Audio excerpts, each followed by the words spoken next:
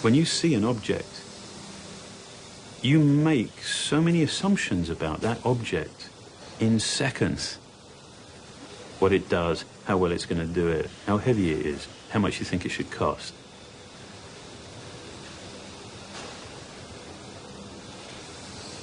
The object testifies to the people that conceived it, thought about it, developed it, manufactured it, ranging from issues of form to material to its architecture to how it connects to you, how you touch it, how you hold it. Every object, intentional or not, speaks to who put it there.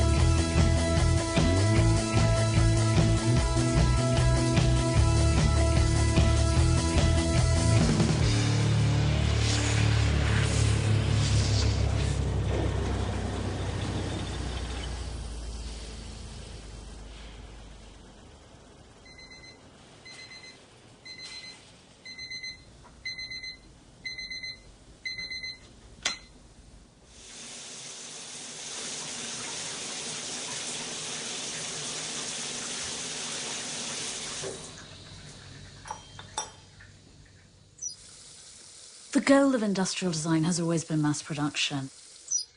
It's been producing standardized objects for consumption by millions and millions of people. One of the earliest examples would be the first emperor of China. He was waging war to try and colonize more and more parts of what would eventually become China. And one of his problems was that each of his archers made their own arrows. And so if, say, an archer died, a fellow archer couldn't grab the arrows from his quiver and start shooting at the enemy because the arrows literally didn't fit his bow. So the first emperor and his advisors came up with a way of standardizing the design of the arrows so that each arrow would fit any bow. Many of the best examples of industrial design are things that people don't think were designed at all. I mean, take the Post-it note. It's something we take for granted that people don't think of it as being designed. And what they don't realise is that from the moment they wake up, almost everything that fills their world has been designed one way or another.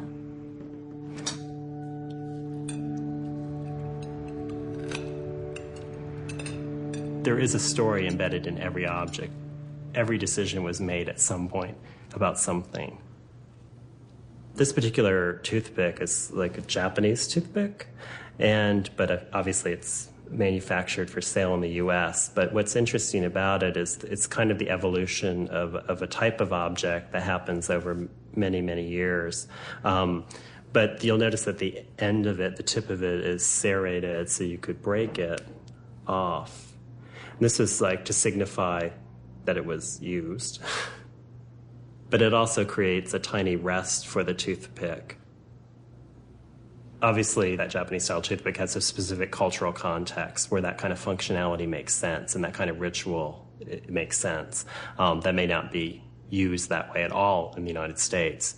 But what's fascinating about these little stories that get embedded in objects is that I'm reminded of a quote by Henry Ford, who once said, "Every object tells a story if you know how to read it."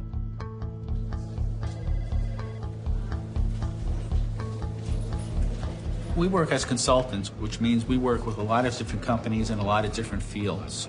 But really, our common interest is in understanding people and what their needs are. So if you start to think, well, really, what these guys do as consultants is focus on people, then it's easy to think about what's needed design-wise in the kitchen or in the hospital or in the car. We have clients come to us and say, here's our average customer. For instance, female, she's 34 years old, she has 2.3 kids. And we'd listen politely and say, well, that's great, but we don't care about that person. What we really need to do to design is look at the extremes. The weakest, or the person with arthritis, or the athlete, or the strongest, or the fastest person. Because if we understand what the extremes are, the middle will take care of itself. It's actually things I haven't seen in 1,000 years. We try to use less material. Like here's one that's hollow inside. You know, a good friend of mine, Sam Farber, he was vacationing with his wife, Betsy. I got a phone call one night. He was so excited, he said he couldn't sleep. And what he was excited about is he had been cooking dinner with Betsy, and she was making an apple tart. And she was complaining about the peeler, that it was hurting her hands. And she had arthritis, and she just couldn't hang on to it. And it hit Sam at that moment that here's a product that nobody's really thought about. And our thought was, well, if we can make it work for people with arthritis, it could be good for everybody. We knew that it had to be a bigger handle. You know, kids have big crayons because they're easier to hold on to. It's the same thing for somebody that might not have full mobility of their hand. They need something a little bit larger that's a little easier to grip with a little bit less force. So we did a lot of studies around the shape of the handle, the size of it, to come up with that size that would be perfect for everybody. But eventually we found a rubberized bicycle grip, and we basically did this.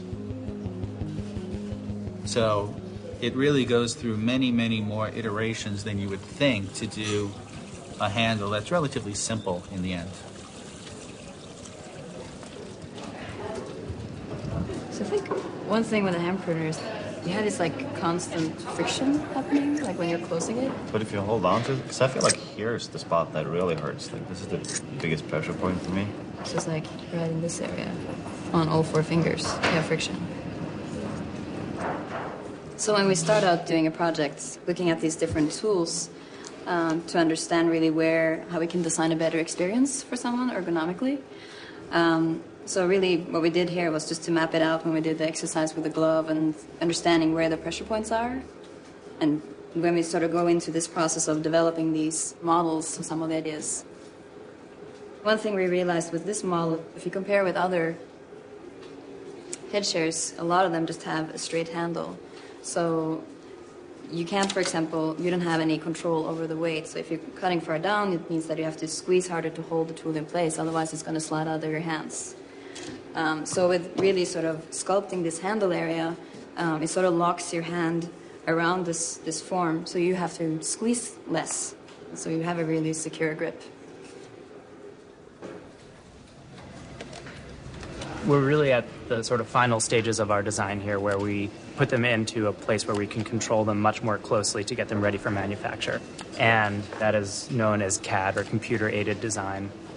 It's very important that we constantly are verifying our CAD with physical models.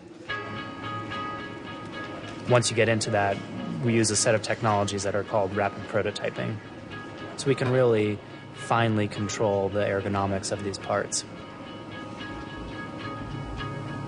So these are the 2 halves that come out of the machine, and you can glue them together to make an entire handle and attach them to prototypes such as this, so we can really go out and feel the comfort and work with it and make sure that our CAD model really represents our design intention.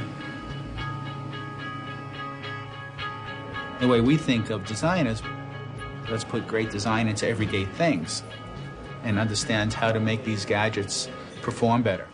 And that's what we're really always looking for whenever we design, are ways we can improve the way people do things or improve their daily life without them really even knowing it or thinking about it.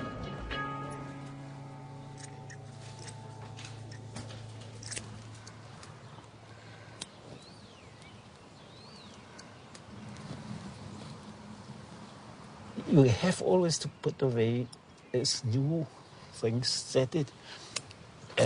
Japanese gardeners saying the bonsai has to cut in the way that a small bird can fly through it. It's nice, huh? Isn't it? But all the other trees, you also have to cut them. It's much more in Japan.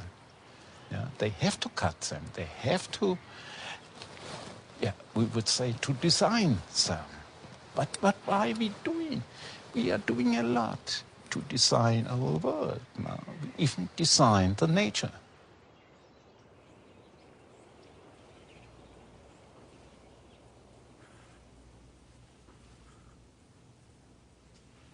Meine Erfahrung ist, dass die Gebraucher sehr positiv reagieren, wenn Dinge einsichtig sind, begreifbar sind.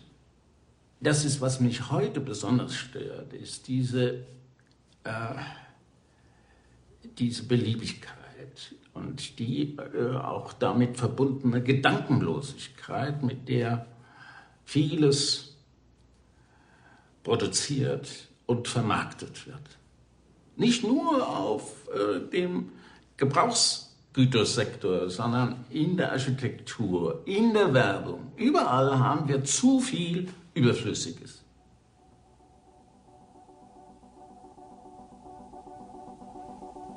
Gutes Design sollte innovativ sein. Gutes Design macht ein Produkt brauchbar. Gutes Design ist ästhetisches Design. Gutes Design macht ein Produkt verständlich. Gutes Design ist ehrlich. Gutes Design ist unaufdringlich. Gutes Design ist langlebig. Gutes Design ist konsequent bis ins letzte Detail. Gutes Design ist umweltfreundlich. Last but not least, gutes Design ist so wenig Design wie möglich.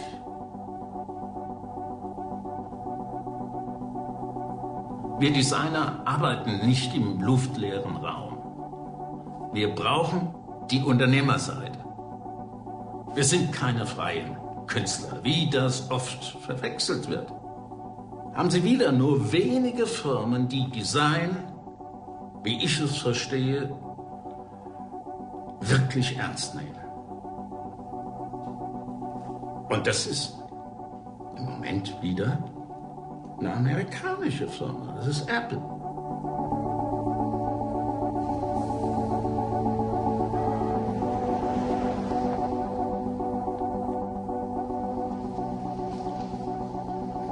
I remember the first time I saw an Apple product. I remember it so clearly because it was the first time I realized when I saw this product, I got a very clear sense of the people that designed it and made it. A big definition of who you are as a designer, it's the way that you look at the world. And I guess it's one of the sort of curses of what you do is that you're constantly looking at something and thinking, why is it like that? Why is it like that and not like this? And so in that sense, you're constantly designing.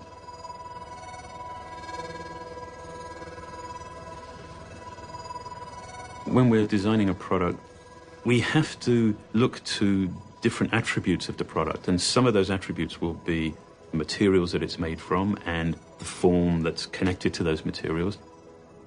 So for example, with the first iMac that we made, the primary component of that was the cathode ray tube, which was spherical.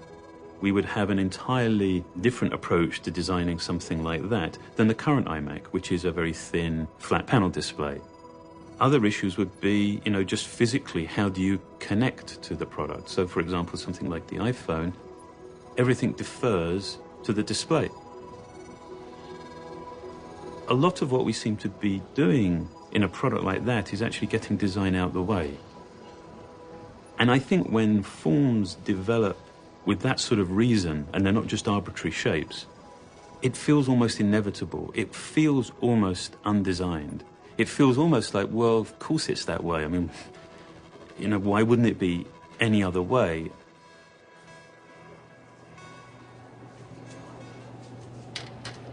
This is the bezel for the iMac.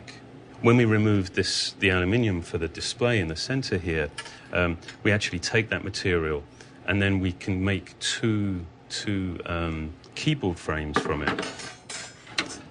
These are literally just a couple of the stages of how you make the MacBook Air.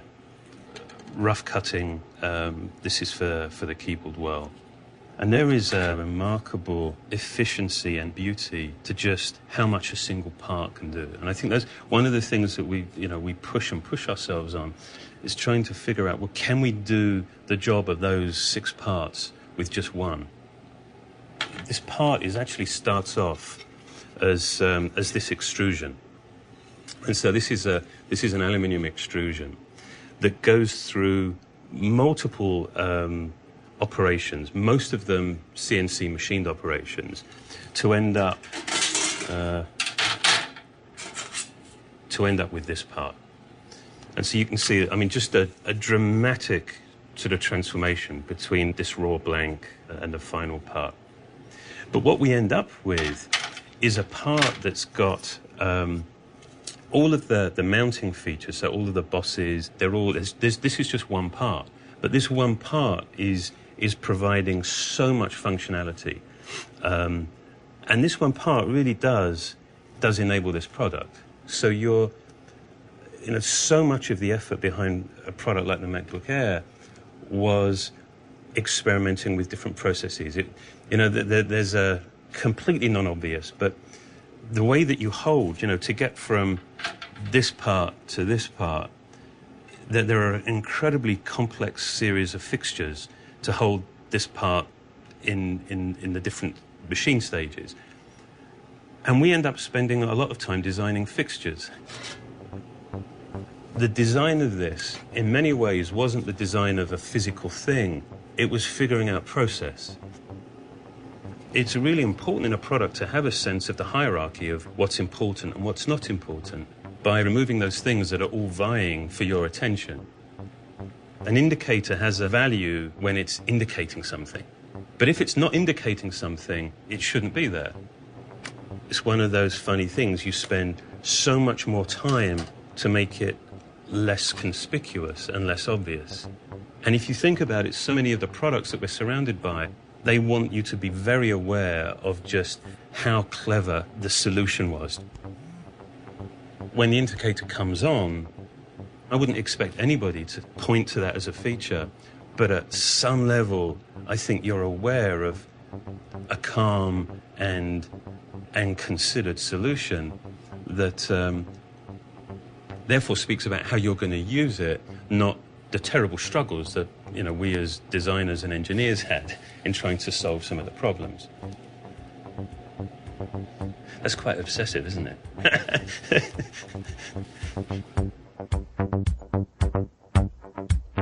We now have a new generation of products where the form bears absolutely no relation to the function. I mean, look at something like an iPhone and think of all the things it does. In ye olden days of sort of what are called analog products, in other words, they're not digital, they're not electronic, something like, say, a chair or a spoon, form followed function tend to work. So if, say, you imagine being a Martian and you just land on planet Earth and you've never seen a spoon or a chair before, you can guess roughly what you're supposed to do with them, sit on or feed yourself with them, by the shape of the object, by the way it looks. Now, all that has been annihilated by the microchip. So design is moving from this culture of the tangible and the material to an increasingly intangible and immaterial culture, but that poses an enormous number of tensions and conflicts within design. I think there are really 3 phases of modern design. One of those phases, or approaches, if you like, is looking at the design in a formal relationship, formal logic of the object, the act of form giving. Form begets form.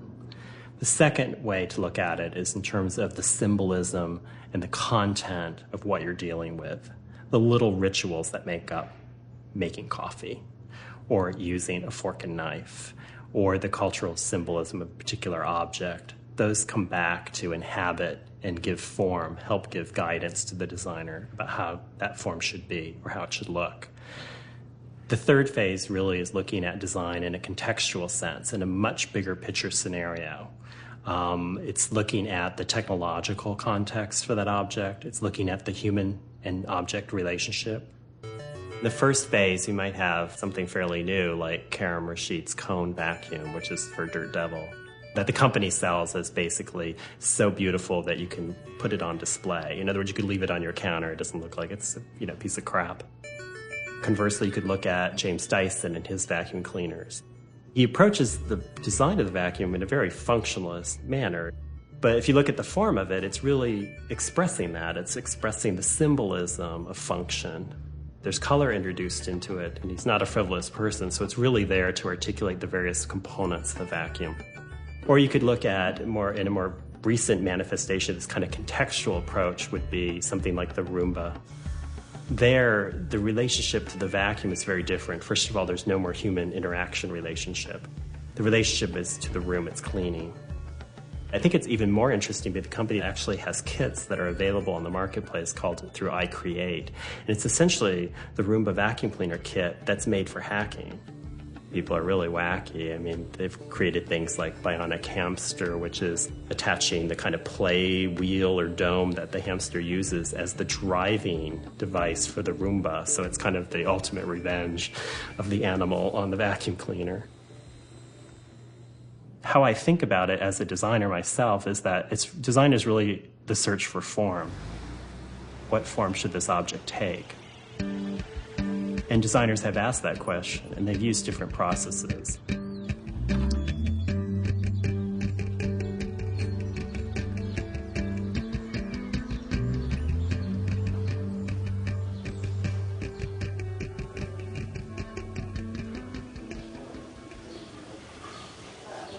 Si, ça suffit. On a fait avec lui, il dit c'est hyper lourd, oui, le carré. Tout ça. Ah oui, c'est vrai qu'il y a comme ça. Voilà. Il a proposé quoi comme bois? Il y a un choix. Pourquoi?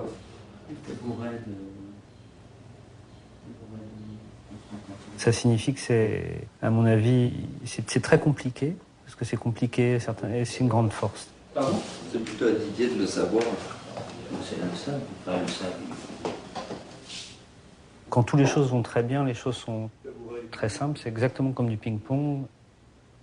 Dans d'autres cas, Erwan a une idée, je lui dis mais t'es con, ton idée est débile, et là les choses sont un peu... Tous les deux, on a une approche assez différente, Erwan parle beaucoup, moi moins, donc il y a comme ça un jeu qui est assez subtil. En fait c'est que ça garde la tangence en fait. D'accord.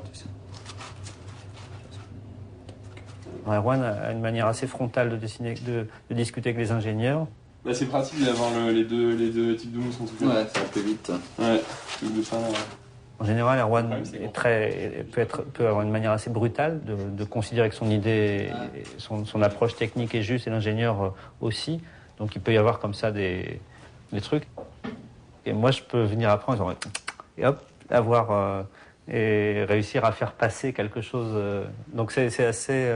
Lui, c'est le renard. Et moi, je suis le porc-épic, c'est ça? Il y a deux profils psychologiques un peu basiques dans la psychologie de base. Il y a des gens qui sont effectivement les porcs-épics, qui ont une idée, qui effectivement ont cette idée, avancent comme ça.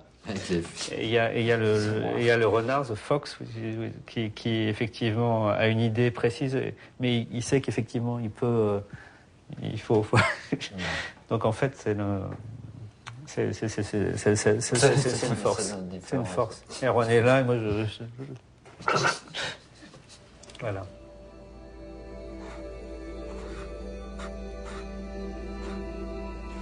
Je pense c'est un truc un peu bizarre que je dis, mais qui est assez vrai, c'est que je pense qu'en tant que designer, on sait beaucoup mieux que les gens ce dont ils ont vraiment besoin. Pour des questions ergonomiques, pour l'organisation de leur espace.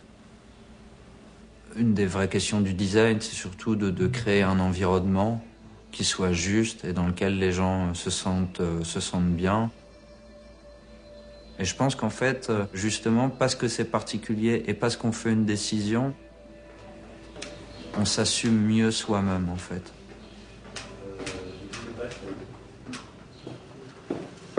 Ici, on voit la toute première maquette qui a été faite de cette chaise.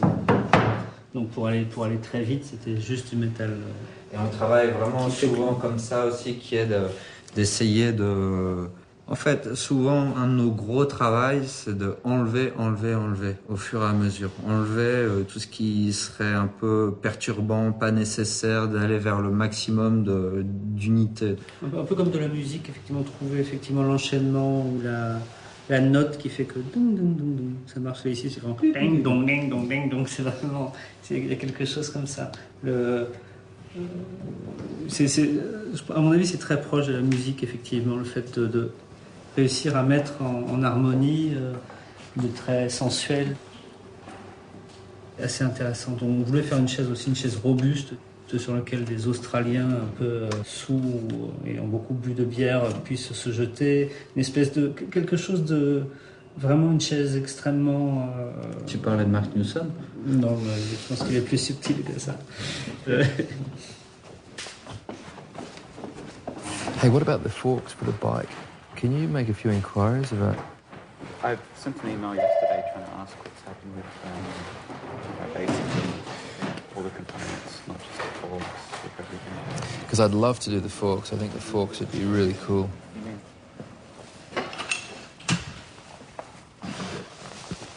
Well, this is my little table of one of my tables. You know, I've got like a whole workshop downstairs which is just full of shit. But, you know, these are just things that I sort of find interesting and things that I want to have around and look at. You know, sometimes these are the materials that I'm looking for an excuse to use as opposed to the other way around. But things like my carter, this is one of my favourite materials, and it's actually made of linen. So it's a bit like wood, actually. You know, it feels like a really living material. And it's enormously heavy. And these kind of weird meshes and stuff, you know, I thought, how cool is that? I have no idea what they use this for. It's sort of like a stainless steel braided stuff. My career didn't start after art school. It started when I made my first object in my grandfather's garage. I remember my uncle said as soon as I could tell the time, he'd give me a wristwatch. So I figured out how to tell the time. He gave me this wristwatch. And I promptly pulled it to bits. Went up to my grandfather's garage and found an old bit of plexiglass and started kind of hacking away at this bit of plexiglass and drilling holes and transplanted this movement from this once working watch into... that was my first sort of design, I guess. I grew up in a generation... You know, I can remember when they landed on the moon. I can't deny that that was a massive event in my life. All of my dreams were about the future. What I want to do is be able to have things that don't exist. You know, things that you can't go out and buy, or things that irritate you. Anger or dissatisfaction, at the very least, plays such an important role in motivating you to sort of do what we do. But ultimately, my job as a designer is to look into the future. You know, it's not to use any frame of reference that exists really now. You know, my job is about what's going to happen, not what has happened.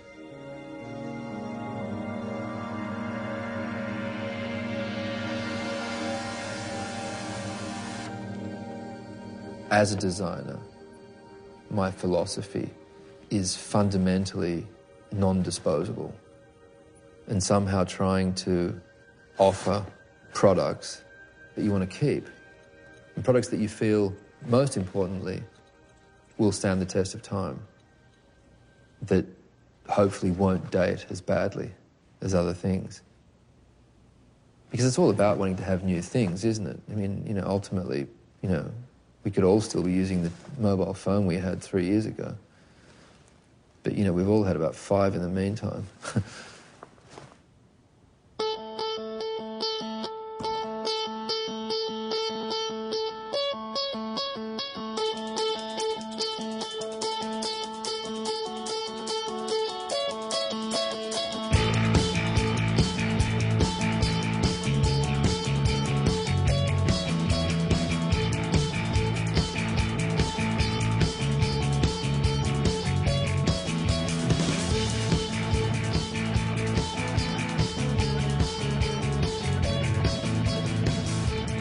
course, I fundamentally believe that something that's well designed should not necessarily cost more.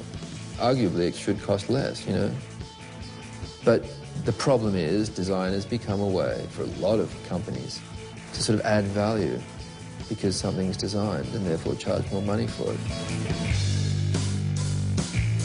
And it will become more and more sort of pervasive. I mean, things will be marketed in terms of design in the future.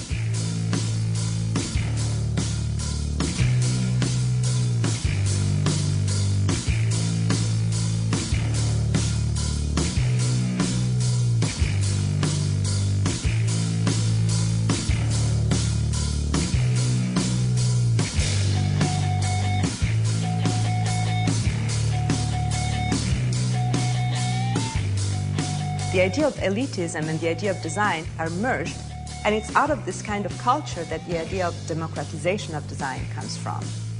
I always tell people that I grew up with good design in my home, with all the Joe Colombo and Achille Castiglioni pieces, not because we were rich or because my parents were educated in design, not at all. We were totally middle class and my parents are doctors. It's just because that's what you would find at the corner.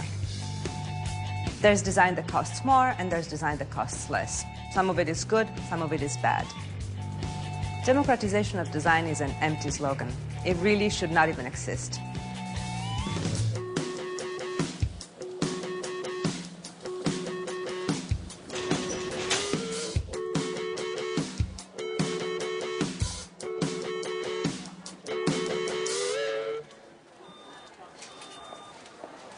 Target in particular kind of fell right into line with and sort of influenced a lot of pop culture thinking about the importance of design and the kind of virtue of design. The basic idea was good design is something you want, good design is something that distinguishes you, it's sort of a mark of progress. It kind of, if you are a person who recognizes good design, it distinguishes you from all of the naive and corny bourgeois of the past being everything up to that minute. So you can now buy into that. You can buy into progress, good design, good taste. And they had it available to you in a very attainable way. Often, the way that a product comes into being isn't because a bunch of expert designers sat down and said, what are the 10 most important problems that we can solve? There's a company that's writing a check, and what the company wants is new SKUs. They want more stuff, and they want more people to buy it, and that's the name of the game.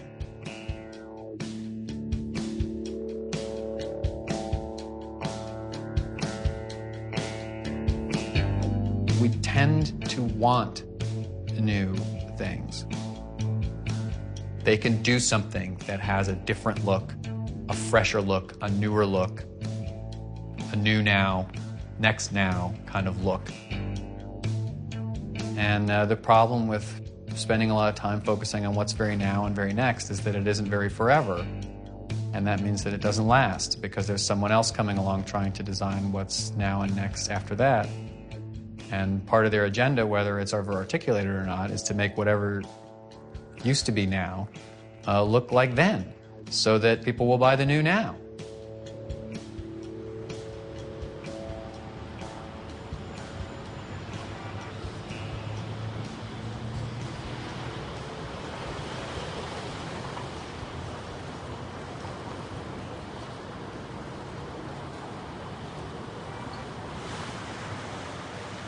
Cars are the biggest and most abundant set of sculptures that we have in contact every day in our lives. Although they're reproduced by machines and they're computer-milled stamps that make them, actually every one of them was originally carved by hand by men and women using techniques not a whole lot different than Michelangelo. Car designers are making extremely dynamic, sexy objects in theory, but in reality, they're bending metal, plastic, glass. This isn't like a woman coming down a catwalk where she's swishing the dresses and showing a little bit here and there and really getting your eyes to goggle. This thing is frozen in time, which means we have to create it in a way so that you as the observer look at it and you put the motion into it by the way you scan it. because that car has to be a reflection of that emotional energy that you want to see in it.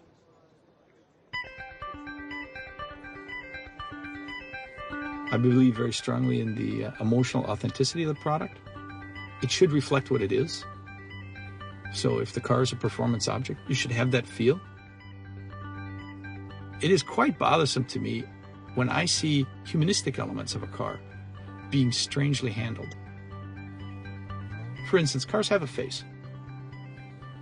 Well, you can have lots of faces. But when you put that one face on a car, it's there forever. It's just one expression.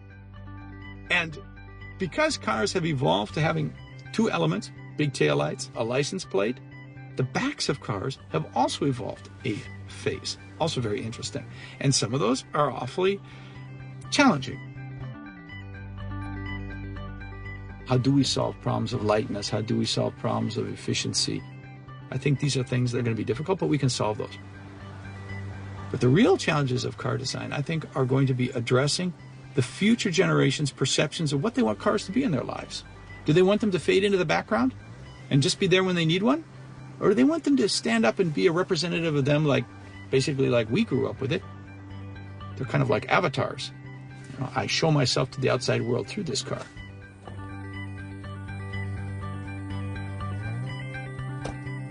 When you own the car and you drive the car, even your decisions about are you going to put a bumper sticker on it, there's an idea of an audience.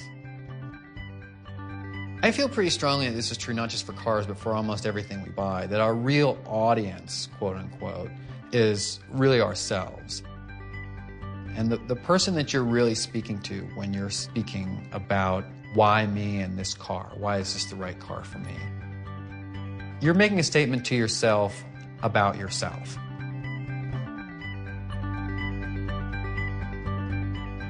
In sort of an abstract way, you're thinking about what they might be thinking of you, and like whether or not they like your Obama sticker or your Save the Whale, or your Christian fish, or whatever it might be.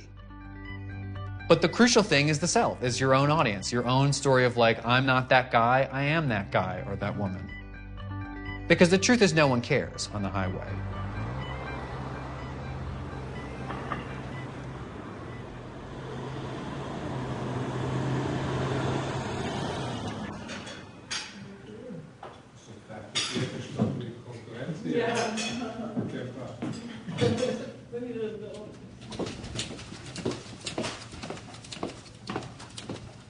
Textiel. Ja. Ja, dan moet je ook nog even van je stelletje staal dingetje. Nee, maar zo uitgebreid. Dat staal, dat wat je hier doet, dat is niet nodig hoor. Dat vind ik niet nodig. Dat weet iedereen wel. Ik zou hier beperken in rood. Dit is rood. En dit is dat scherm. Nee, dat hoef je echt niet te doen. Want dan zou je zeg maar, ja, dan moet je, bedoel, ja, uitgaan van de iets individueel karakter kan geven aan iets wat toch geproduceerd wordt door een industrie. Dat vind ik er interessant aan, omdat ik in het vak design zit. Als je naar kunst kijkt, word je geroerd door iets en kan iets je leven veranderen omdat je... of je leven veranderen, maar goed, dat moment kan het je beroeren. Kan je een emotie hebben. Dat hoop je ook dat een object heeft voor iemand. Een stoel of... En omdat je de spullen gebruikt in je huis... wordt het ook een onderdeel van je familie. En wil je het ook erven bijvoorbeeld. En wordt het die ene stoel waar vader altijd in zat. Of die vaas die moeder altijd...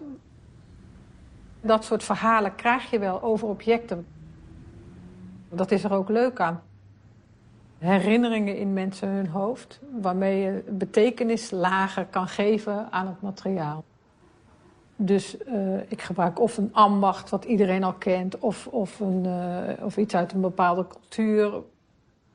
Of iets waarin je een menselijke maat ziet, waardoor er genaaid is, of een icoon gebruikt is wat we allemaal kennen. Bijvoorbeeld bij de sofa die ik gedaan heb voor Vitra. Waarin er op het allerlaatst nog knopen opgenaaid zitten. Alsof ze er zomaar op zitten. Dan zou ik dan niet van zeggen dat is imperfectie. Maar dat is toch zeg maar een oog van ambachtelijk detail ergens opzetten. Weet je, dan kan het product communiceren met een gebruiker. Je moet denk ik ook even dat platform goed krijgen. Ja. Want aan de ene kant... Maar dit is de 2 zitten, ja, veel smaller. Nou, ik vind die wel iets te petiterig, hoor. Het zou wel iets groter... Ja, dat is ook een beetje kleiner. Ja, of opmerkingen die ik altijd maak als we met het team aan het ontwerpen zijn, vraag ik ook altijd, zou jij dit kopen? Zou jij hier geld voor over hebben? Omdat het toch wel een hele belangrijke reden is dat je toch voor een doelgroep werkt. En er zitten meerdere lagen in een product. Het is een soort puzzel die zichzelf opbouwt. En één van de lagen is proberen een individueel stuk te maken in dat industriële werk. Waardoor je ook het gevoel krijgt dat je een stuk koopt. Of dat je een product ziet waarin er aandacht is geweest voor een menselijke detail, denk ik. Ja.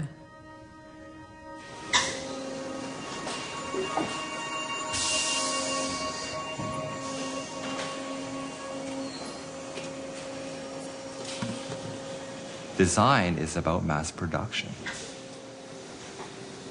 Design is using industry to produce serialized goods. And I try everything I can in the mass market to really change the goods that people who know nothing about design, or the people who say they don't care about design, or the people who don't believe that their world should have contemporary goods in it. Those are the people I think design can have such an amazing effect on their lives.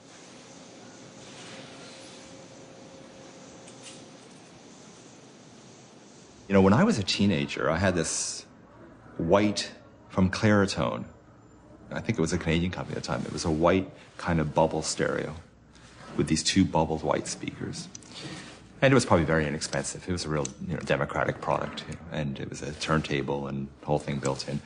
And it was a beautiful thing. It was something that was looking back and thinking why it was a beautiful thing was because it was very self-contained and the message was very strong and very simple. And at the same time, it was very human. There was a quality about it. It was like a womb. It was like an extension of us somehow. It was soft. It was engaging. There was something about it. And I used to have this alarm clock radio, Braun, and it was that Dieter Rams designed in the late 60s. And there were these objects in my life that I really was in love with. They brought so much to me. And I can remember, going through the teenage angst thing of feeling depressed or something and lying on my bed, and I would just look at the alarm clock and felt better immediately. So I always had this really strong relationship with physical products. There's something that moves through a lot of my forms. And that is to speak about a kind of digital, technological, or techno-organic world.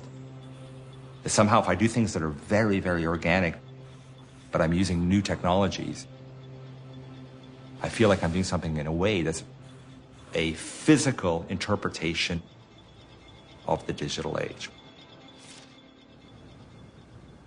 We have advanced technologically so far, and yet somehow it's almost some sort of paranoia where we're afraid to really say we live in the 3rd technological revolution. I have an iPod in my pocket, I have a mobile phone, I have a laptop, but then somehow I end up going home and sitting on wood spindle, Whittingale-like chairs.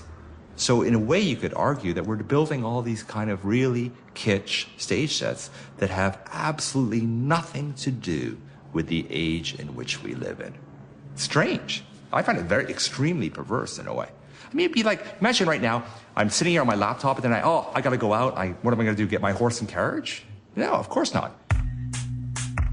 Why do we feel like we need to kind of keep revisiting the archetype over and over and over again? Digital cameras, for example, which their format, proportion, the fact that they're a horizontal rectangle, are modeled off the original silver film camera. So in turn, it's the film that defined the shape of the camera. All of a sudden, our digital cameras have no film. So why on earth do we have the same shape we have? Now, without sounding like a hypocrite, I revisit archetypes. I've designed many chairs. With that given, you say, okay, now I'm going to design a chair. What can I do here? How can I put my fingerprint on it and differentiate itself from everybody else or every other designer in a way? And am I playing a game to show that I can differentiate? Or am I actually really doing something that is contributive? Because this is the big issue here with design is, are the things we are doing really making an effect and making change? 70-80% of the world is completely impractical. 70% of the world is uncomfortable. You feel it. You know, you feel that hotel rooms are poorly designed. You sit in chairs that are very uncomfortable. And it's crazy, this. You imagine if you design 1 million chairs to date, or how many chairs have been done in the world, why on earth would we have an uncomfortable chair? There's like no excuse whatsoever. People need to demand that design performs for them and is special in their lives, these objects that they buy. You can't make your GPS thing work in your car. There should be a riot because they're so poorly designed. Instead, the person sits there and thinks, oh, I'm not very smart. I can't make this GPS thing work. I can't make the things work. This is my field and I can't make them work. If you design something that's precious, that you really love, you're never going to leave that. My father's briefcase made out of a beautiful piece of leather gets better with use, and I've inherited it and I'll pass it on, right? It's a really interesting thing. Sometimes I get that task, which is design something that gets better with use, right? There's very few things you think about, they mostly degrade, but some things like this briefcase gets better with use.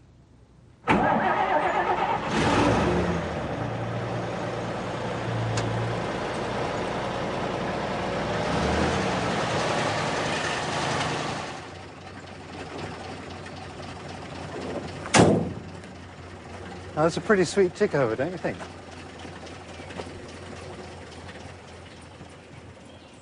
I like the concept of wearing in rather than wearing out. You'd like to create something where the emotional relationship is more satisfying over time, and that you may not worry about it or think about it very clearly, and people don't sort of, have a strong, they don't have to have a strong love relationship with their things, but they should grow sort of a little more fond of them, perhaps, over time. For example, on the laptop that I designed, it's actually magnesium enclosure, but it has a paint on the outside. And when it gets dinged, if it's dropped and a bit of paint chips off and you see some of the magnesium showing through, somehow it feels better because of that. The computer we call the Grid Compass, a compass computer, and arguably the first laptop that was actually ever produced is this one. And you could carry it with you. And we designed it to be thin enough to fit in half your briefcase, so you could put papers in as well. And then there was a leg at the back that flipped down to put it at the right angle for using at the ergonomic preferred angle of 11 degrees. And we wanted to devise a hinge that would allow it to rotate so the display could come up, but also not let anything into the electronics behind. So in order to avoid something like a pencil falling into it, let me just show you what could happen. If you put a pencil on the back, it would roll down and drop inside. I designed a scoop that would then self-eject the pencil when you closed it. There's the little trick of that. When I got the first working prototype, I took the machine home, really thrilled about wanting to use it myself. And it was with great pride that I sort of, opened up the display and thought how clever I was to have designed this latch and this hinge and all this stuff. And then I started to actually try and use it. And within a few moments, I found myself forgetting all about my physical design and realizing that everything that I was really interested in was happening in my relationship between what was happening behind the screen. I felt like I was kind of being sucked down into the machine, and the interaction between me and the device was all to do with the digital software and very little to do with the physical design. And that made me realize that if I was going to truly design the whole experience, I would really have to learn how to design this software stuff. That made me search for a name for it, which we ended up calling interaction design.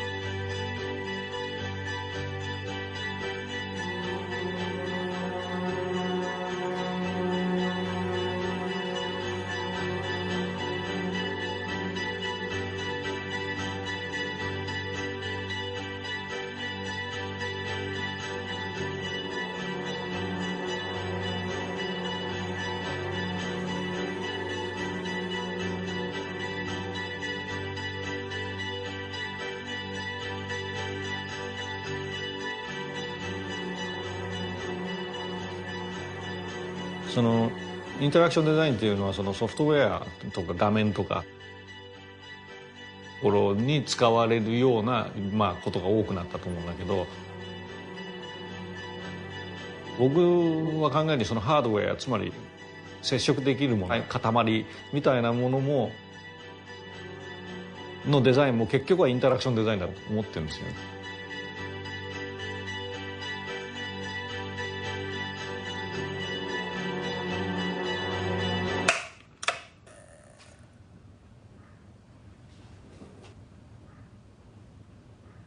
若い頃って、まあ多分子供の頃だと思うんですけど、じゃがいもこう剥いてますよね。そうするとほとんど大体剥けるんだけど、ちっちゃなところだけ皮が残ります。どうしても芽があるから、そういうのを細かくこう取っていくと、だんだんその泥がついて汚れていくんですよね。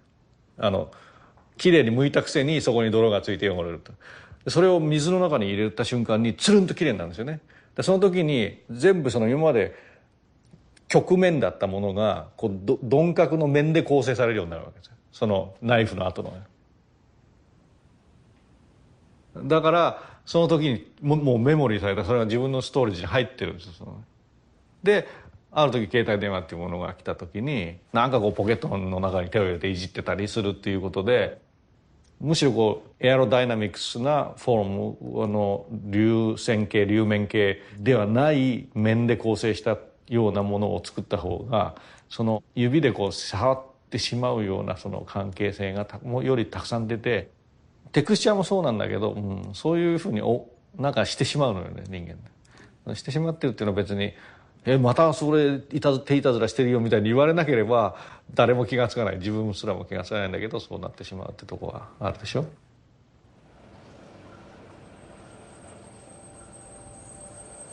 結構自分の重要な転換期にあったんだけど、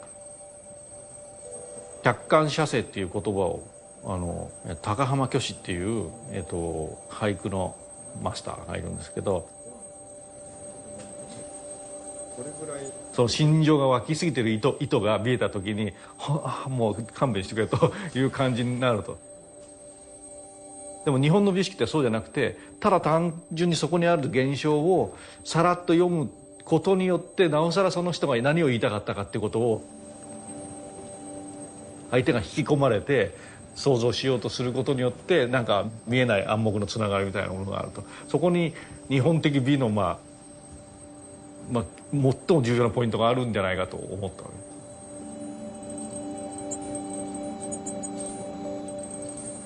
けで、片やデザインというのは、その僕らがデザインしたものを何のためにデザインするかというと、その人の心、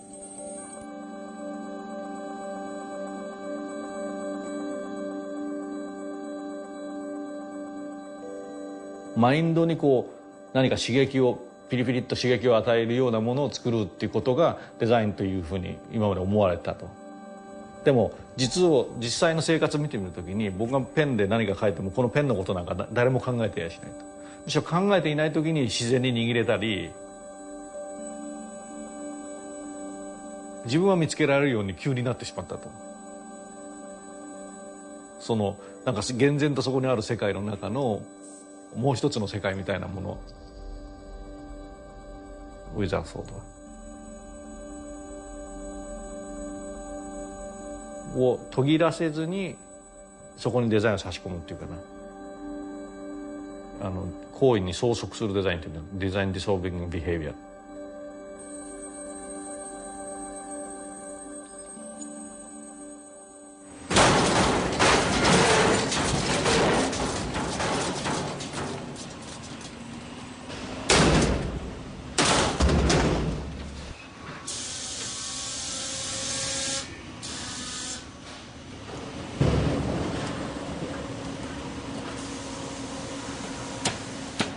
Arguably, the biggest single challenge facing every area of design right now is sustainability. It's no longer possible for designers to ignore the implications of continuing to produce more and more new stuff that sometimes we need and sometimes we don't need.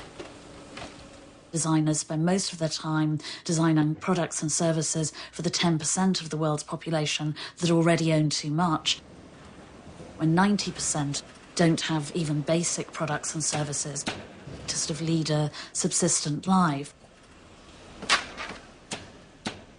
Although a lot of designers believe emotionally and intellectually in sustainability, they and the manufacturers they work for are finding it very, very difficult to come to terms with, because sustainability isn't just a sort of pretty glamorous process of using recycled materials to design something that may or may not be in the colour green. It's about redesigning every single aspect, from sourcing materials, to designing, to production, to shipping, and then eventually designing a way that those products can be disposed of responsibly. That's a mammoth task, so it's no wonder that designers and manufacturers are finding it so difficult.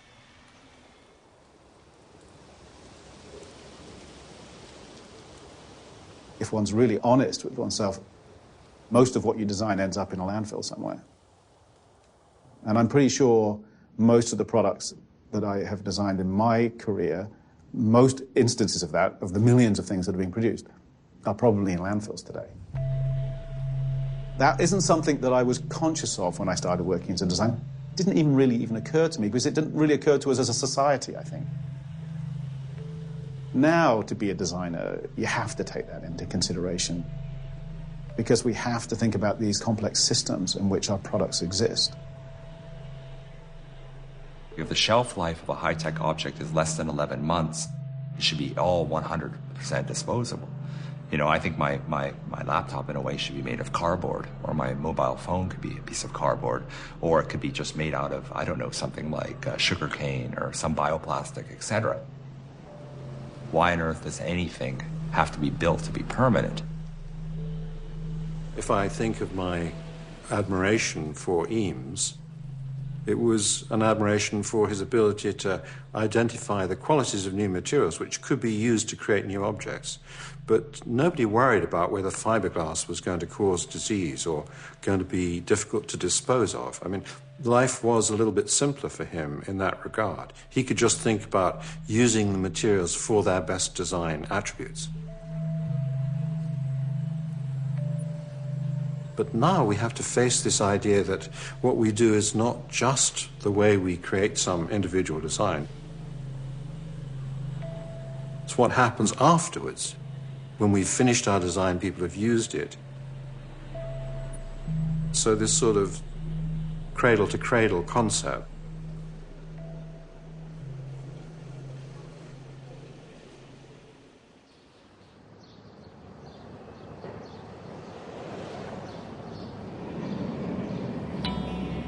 One of my very first projects was to design a toothbrush, a kid's toothbrush. Brushes at that time typically were just a stick with bristles at the end, which was pretty boring. So we introduced other materials to it, and we made the handle thick. And in the end, it became a really successful product. But my boss, maybe half a year after we launched the brush, went on a vacation. The idea was to go to the most remote beach. And the way Paul tells the story is like the next morning he steps out of the tent and he wants to go to the pristine beach, you know, whales frolicking and all perfect. And what does he stumble over is our toothbrush. And it's there, and it's this brush. It's covered in barnacles, the plastic is faded, the bristles are worn. This brush, within months of the product being launched, had been used up, had been discarded, found its way into the Pacific. So even though it's a little small object, it creates a big piece of landfill that apparently goes just about everywhere. Let's go ahead and actually start defining some of the challenges, some of the questions that we might be asking ourselves. You know, is there any toothbrush that we would actually feel comfortable washing up on the beach?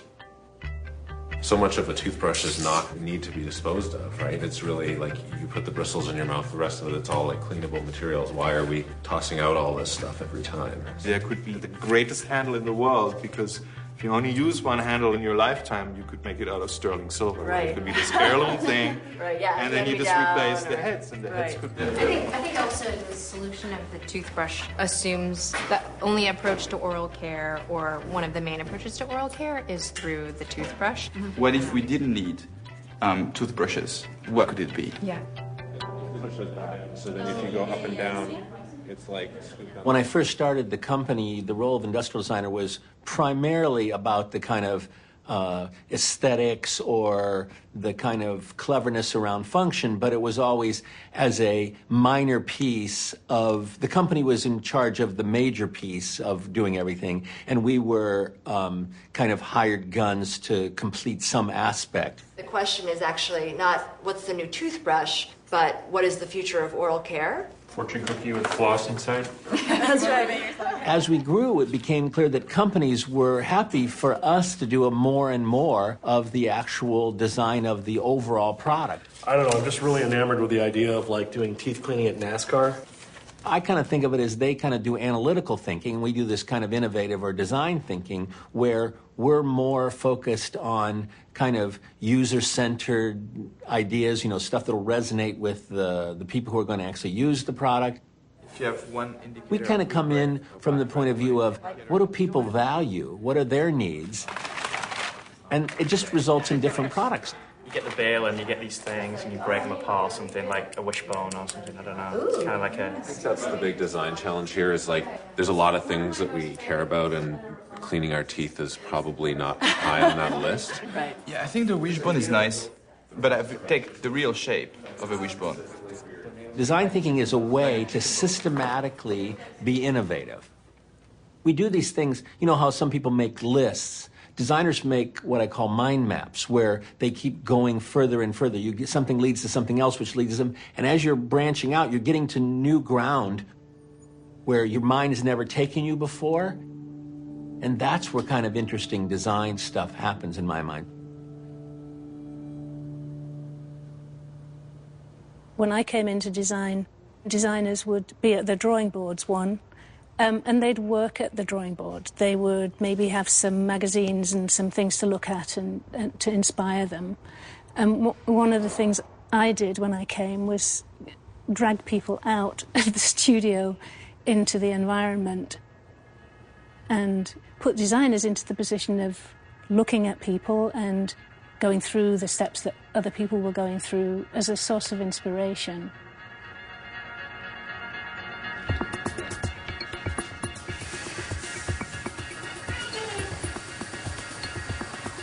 It's really about trying to make an empathic connection with people in their context. Is that Helvetica? It's not Helvetica, no. So that as designers we're picking up on the vibration of what they're about and being able to somehow identify with that and have that spur our creative thinking and creative response.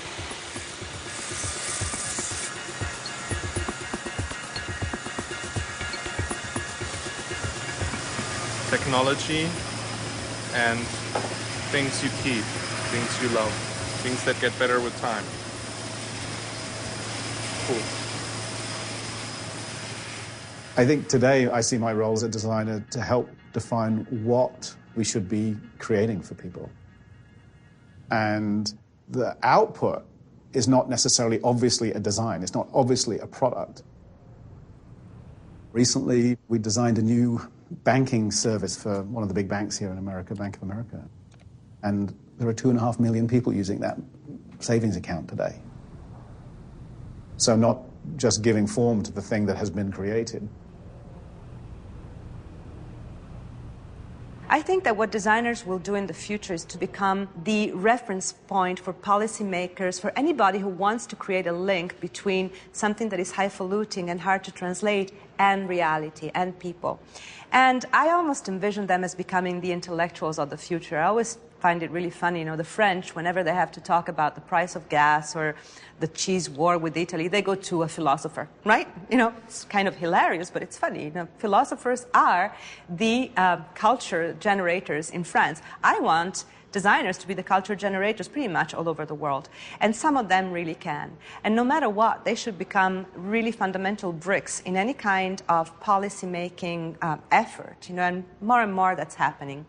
But I see designers as designing not anymore objects per se, in some cases, yes, but also scenarios that are based on objects that will help people understand the consequences of their choices. And you know, people like Dunn and Raby do that exactly. They call it design for debate.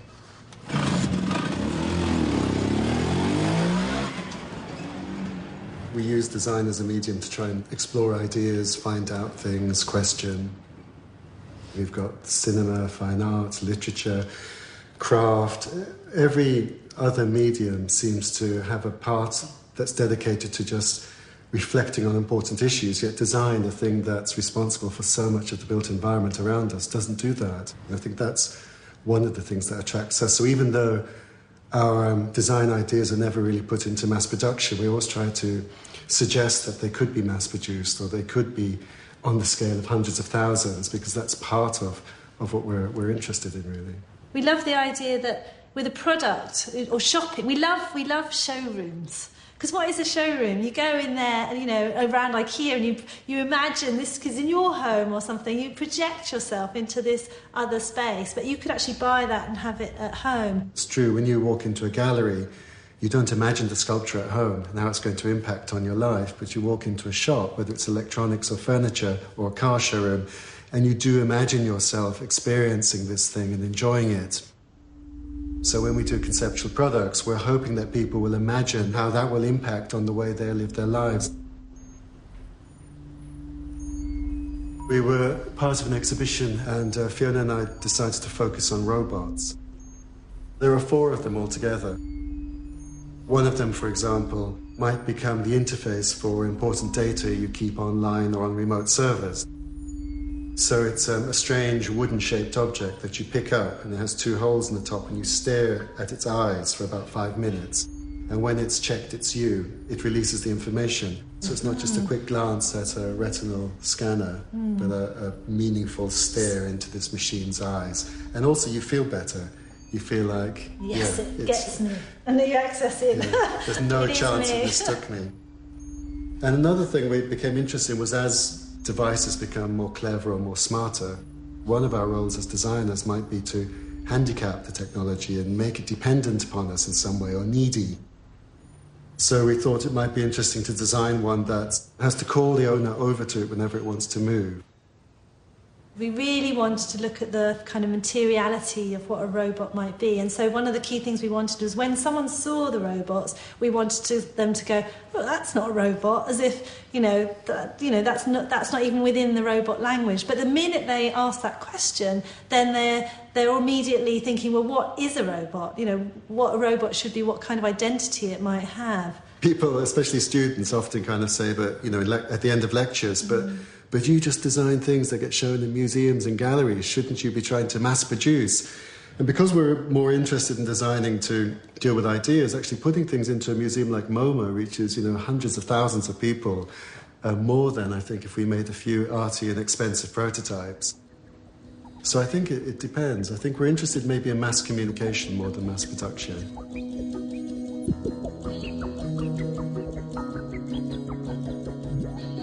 Industrial design has been so closely tied to industry and working within the constraints set by industry. Very quickly you come to the edges of the spectrum of choice, the official choice about what kinds of things that the companies, I guess, who produce these products believe people want. And we know people want a lot more interesting things, but so far we haven't managed to cross that gap.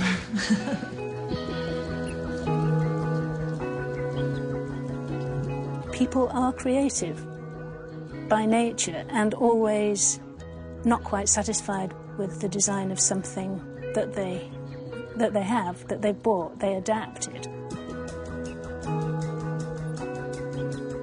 Is there some way that we can better engage with people's creativity to make more of it, or to enhance what they can do for themselves, or create the tools or the platforms from which people can operate? The tools with which we do design today are our tools. We make the shapes, people buy and use the shapes. Tomorrow, this will be different. The tools to make things and define your world will be available to everybody.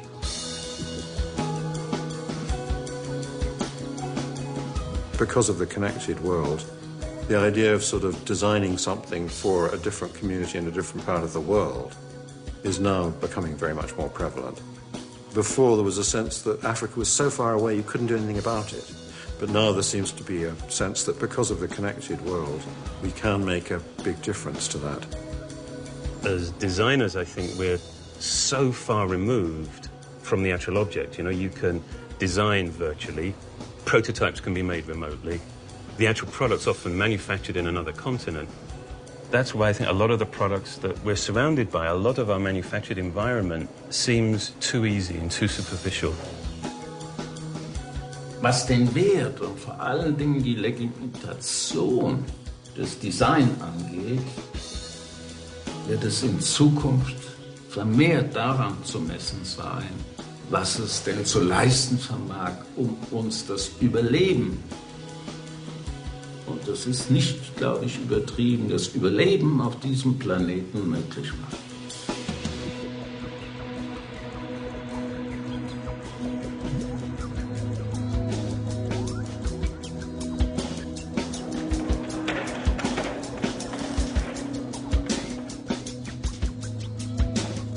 If I had $1 billion to fund a marketing campaign, I would launch a campaign on behalf of things you already own.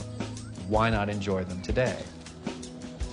Because we all have so many things that are just around. They're in the closet, they're in the attic, whatever, that we don't even think about anymore because there's not enough room left in our brains because we're so busy processing all the exciting new developments. At the end of the day, when you're looking around the objects in your house and you're deciding what here really has value to me, they're going to be the things that have some meaning in your life. The hurricane is coming. You have 20 minutes, get your stuff and go. You're not going to be saying, well, that got an amazing write-up in this design blog. You're going to pick the most meaningful objects to you because those are the true objects that truly reflect the true story of who you are and what your personal narrative is and the story that you're telling to yourself and no one else because that's the only audience that matters.